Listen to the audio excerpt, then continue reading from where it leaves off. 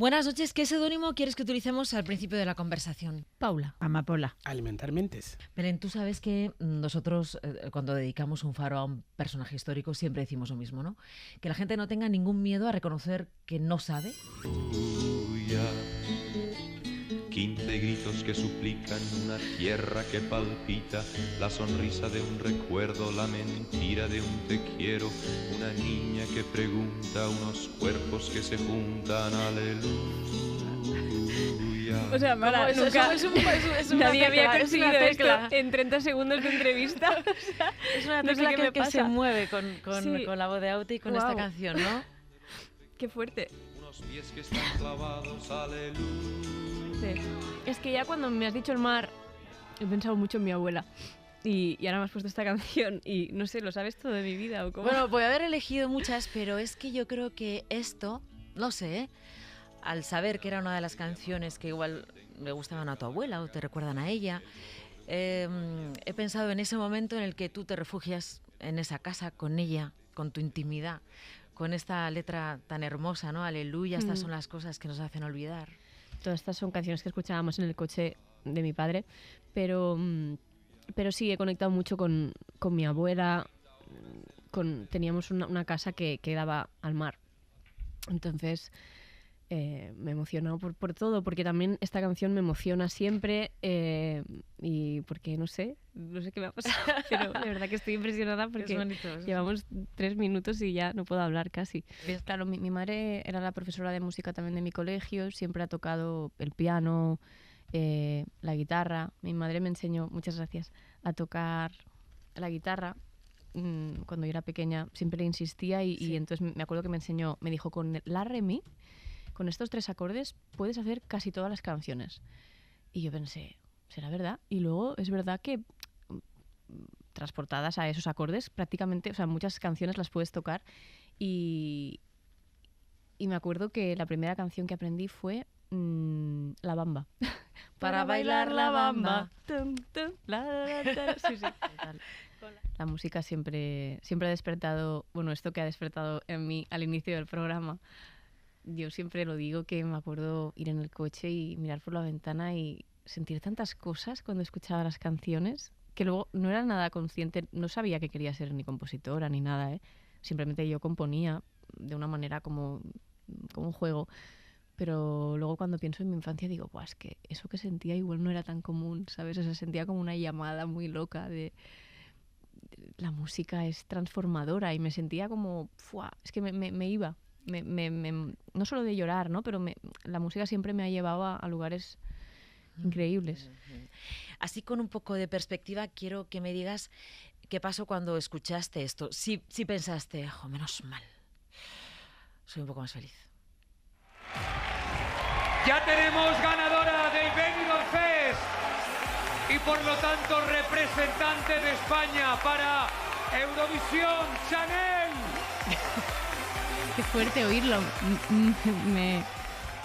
Me ha encantado volverlo a escuchar. La verdad es que es políticamente muy incorrecto, pero sí que sentí alivio, ¿eh? O sea, también hubo una parte de, ay, qué pena, nunca sabremos lo que... Pero sentí alivio, honestamente. Igual influyó mucho también mi maternidad y lo pequeño que era mi hijo, pero pensé, mañana me voy a Barcelona. Porque mi manager me acaba de decir, si mañana ganas, te vas a Madrid. Empecé como a disociarme un poco, ¿sabes? Como a dejar de disfrutar en algunos momentos y pensé, no, tengo que volver a reconectar con esto, ¿no? Y la verdad es que tampoco las tenía todas. Yo pensaba, bueno, igual me he quemado, ¿sabes? Igual llega un momento en el que digo, pues no me voy a poner a dirigir una obra de teatro y realmente en mi interior había una sensación de voy a ver, ¿no? Vamos a escuchar Si muriera mañana, que es la canción que ha nacido hoy para el público.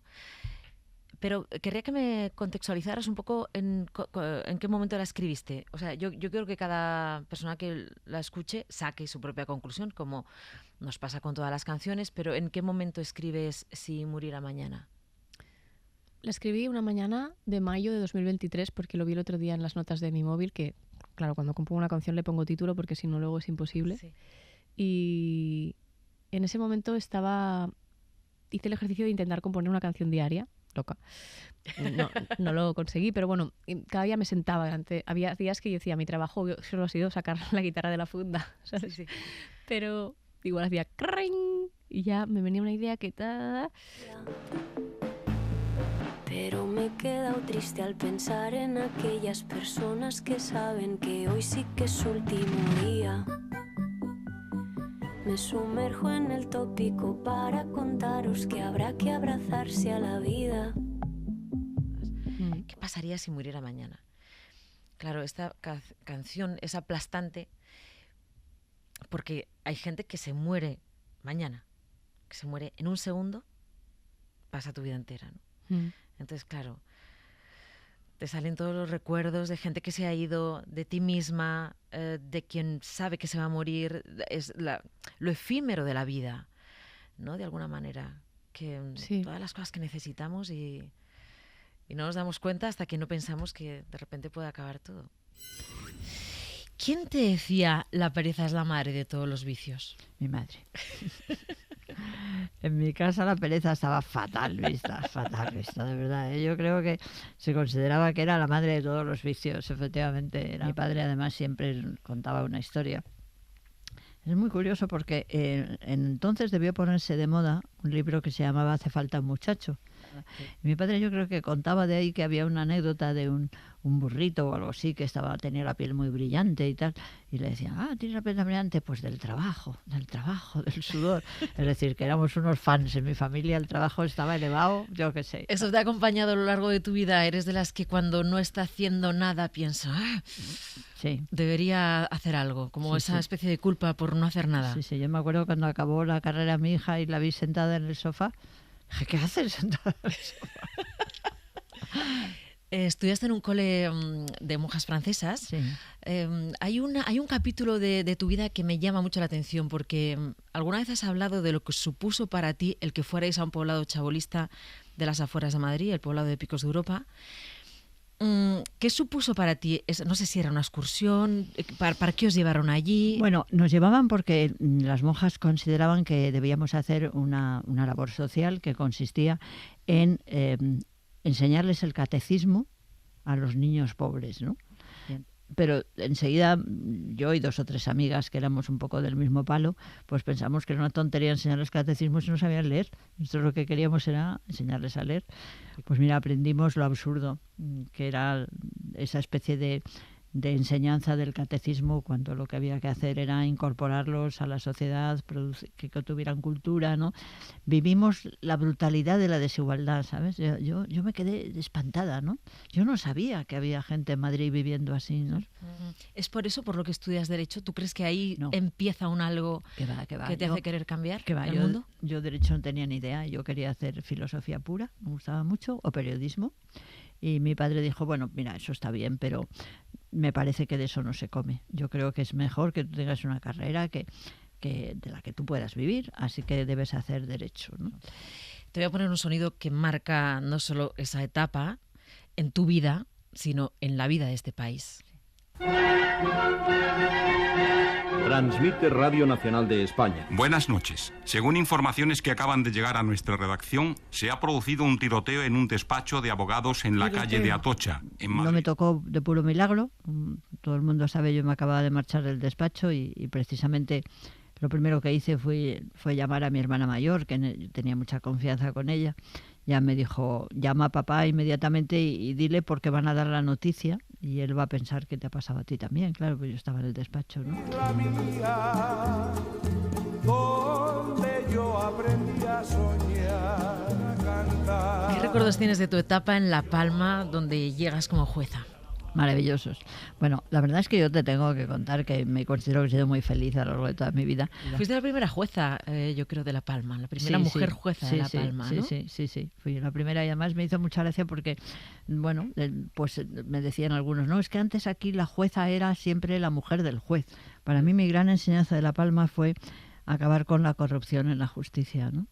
Porque a mí de las cosas que más me sorprendieron, yo sabía que que en Madrid se pagaba para conseguir que te dieran una libertad provisional. En fin, no lo había vivido, pero sabía que pasaba algo de esto, ¿no?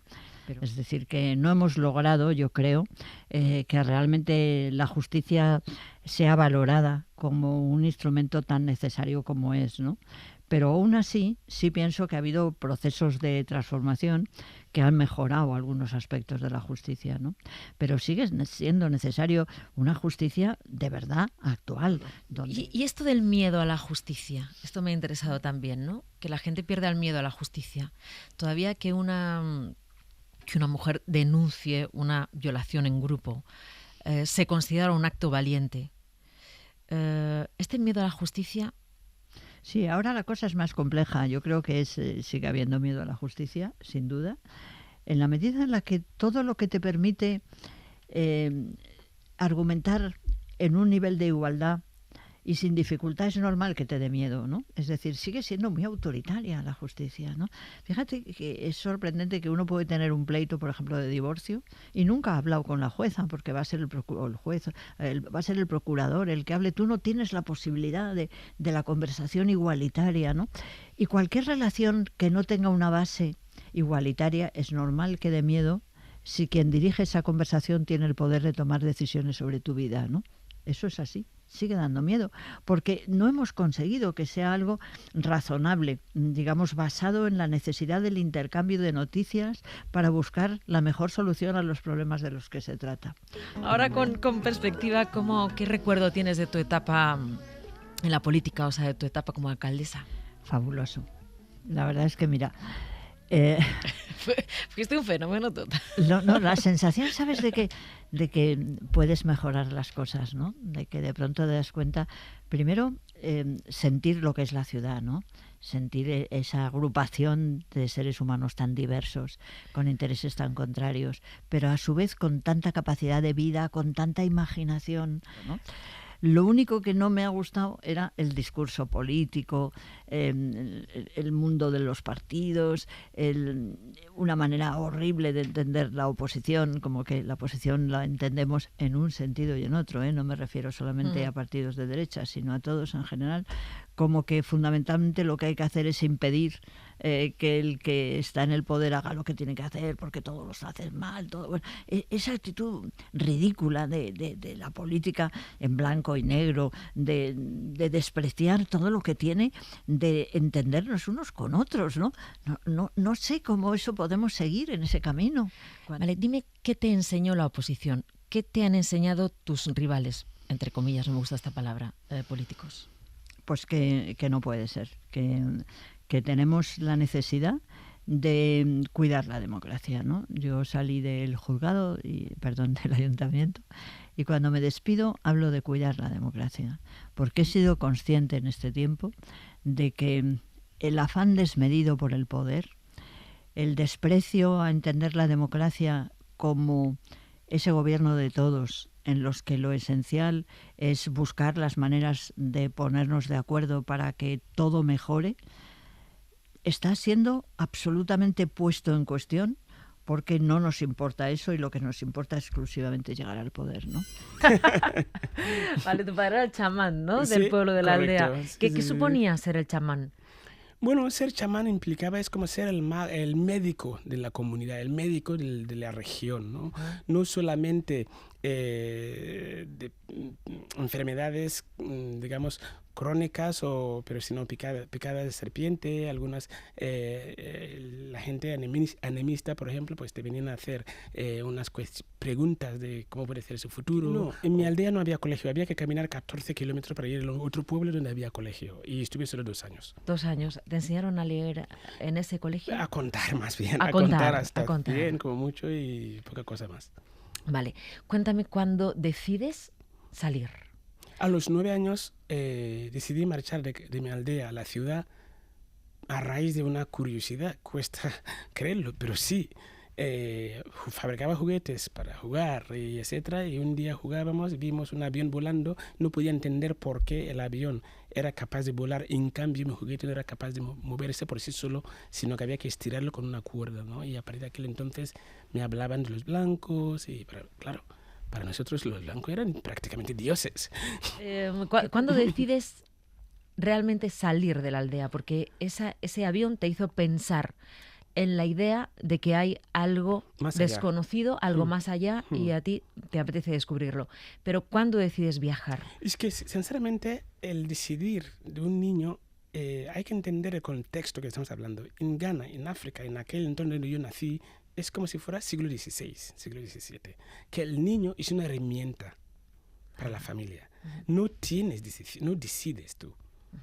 Es mi padre que después de que los vecinos le dicen, oye, ese chaval tiene mucha traza, mira qué juguetes fabrica, mira lo que hace, hay que mandarle a la ciudad para que vaya a aprender más.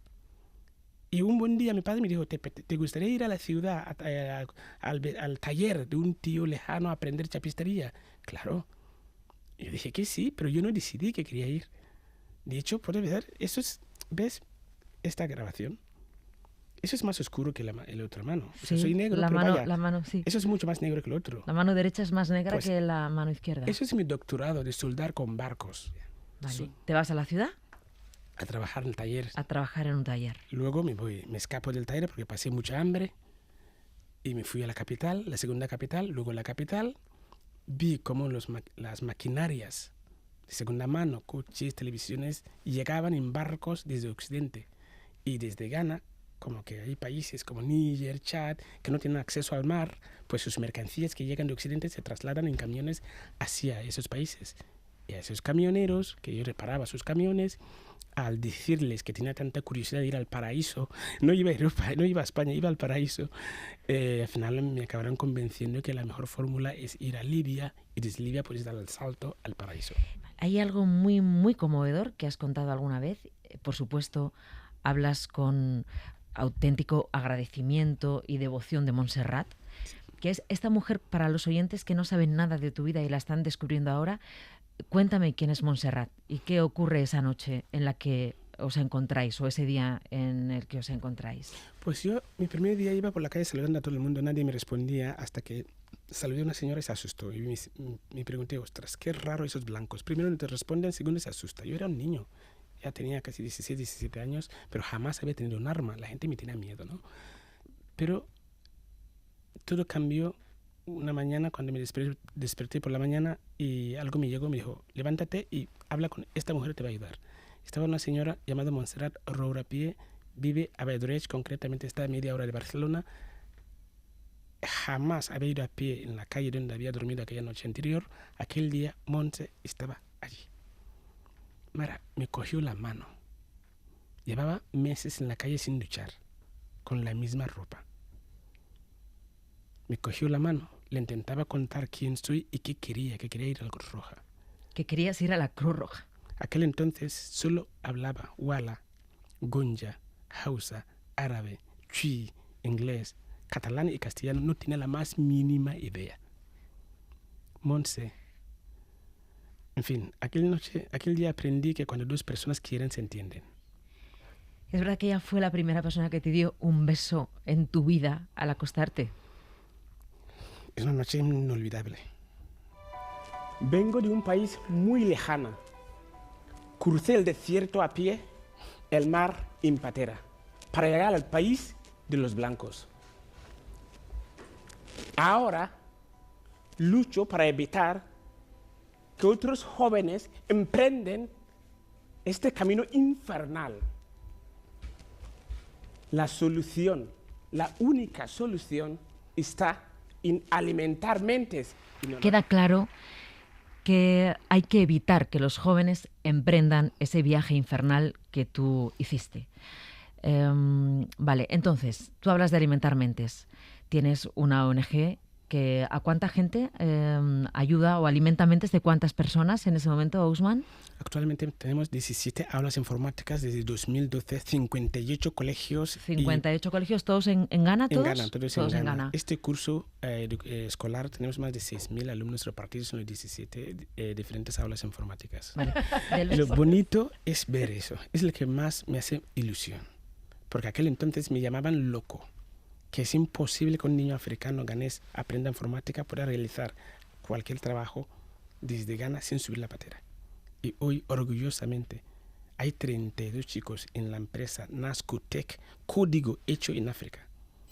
Ya lo sabes. Aquella vez que te llamamos, no me acuerdo exactamente qué faro era, tú dijiste, tenéis que hacer un faro de Santiago Ramón y Cajal. Nos hiciste esa propuesta en antena, así que aquí estás, en este faro que dedicamos hoy a este científico brillante, que queremos que tú nos lo descubras.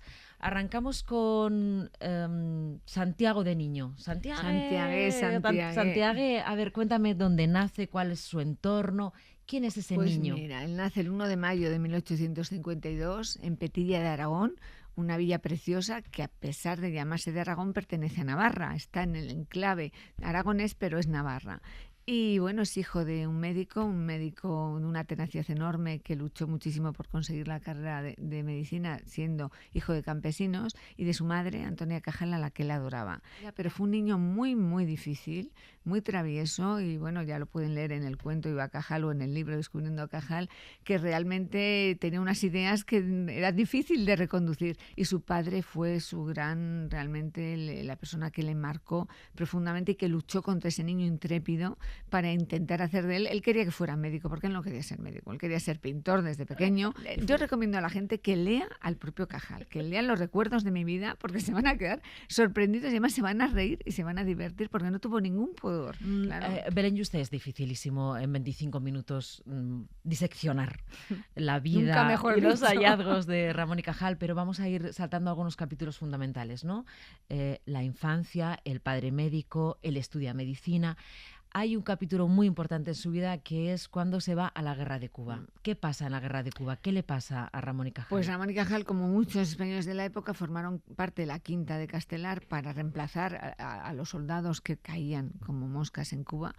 Y por sorteo le cae ir a esta guerra, y él va encantado. O sea, el padre hace todo lo posible porque no vaya a mover sus recomendaciones, tal. Y él, que era un entusiasta y un aventurero, porque era un Robinson Crusoe y quería descubrir el nuevo mundo, pues se enroló, aceptó, no rechazó el tema y se enroló a ir a Cuba. Belén, es muy importante en su vida su mujer, Silveria, la citan algunos oyentes.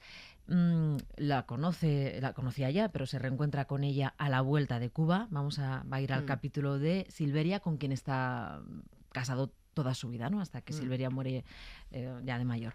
Entonces, ¿qué significa Silveria en la vida de Ramón y Cajal? Sí, una mujer que siempre dice que la mitad de Cajal es su mujer. Y yo creo que era bastante más que la mitad, porque era la persona que le apoyó, que creyó en él cuando no creía nadie. Además, se casó contra viento y marea, contra el acuerdo de sus padres. Nadie quería que se casaran. Y ella es la que confía en él, renuncia a todo lo renunciable. Tiene 7 hijos. Y ella, cuando ve que no tiene los medios, tenía laboratorios caseros, trabajaba en laboratorios caseros, y parte de la economía se iba a tinciones, a microtomos, a microscopios, a todo lo que sustentaba el trabajo de su marido. ¿En qué consiste la teoría neuronal de Ramón y Cajal? Esas mariposas del alma, ¿no?, que él describía. Y en aquel momento el cerebro era el gran enigma, porque la mayoría defendía que era una maraña, que era una especie de bosque, en que las células nerviosas llamadas neuronas se unían unas a otras formando una red indivisible. Eso es la teoría reticular, la que estaba en ese momento en boga, teoría reticular o de continuidad, porque todo era una red. Y Cajal demuestra, con sus modificaciones del método de Golgi, que no, que la célula nerviosa es una célula independiente, que se toca una a otra, pero no se unen. Es decir, teoría de contigüidad, no de continuidad. Es una célula morfológicamente independiente. Es como que se pensaba que todas formaban parte de una maraña, y lo que descubre Ramón y Cajal lo que demuestra es que son células independientes. Exactamente. Y se rozan entre sí, se besan. Se tocan, él llamaba ¿no? besos. Lo beso, ¿no? Es que se besan. Sí, se besan. Y luego él demostró una cosa importantísima, que era el sentido del impulso nervioso. Que él fue maestro hasta el final, porque 2 días antes de su muerte manda una carta a un discípulo, a Lorente de Nueva Estados Unidos, que le había hecho una consulta, y escribe con letra temblorosa y le dibuja cómo es el estado de asombro. Le da consejos 2 días antes de la muerte a un discípulo que recibió la carta cuando el maestro ya no estaba aquí. Belén Yuste, ¿en qué te ha cambiado a ti estudiar y descubrir a Santiago Ramón y Cajal? Pues me ha cambiado, no sé qué me ha cambiado, como con Marie Curie, como con Teresa de Jesús, los grandes personajes que he estudiado me han aportado muchísimo, me han enriquecido y me congratulan con la vida, con la ética, con el sentido del compromiso, con que hay que estar por encima de las mezquindades y cuando te critican, porque él fue muy criticado. Cuando tú crees en algo, tienes que defender lo que crees, cueste lo que cueste, y al final la verdad sale.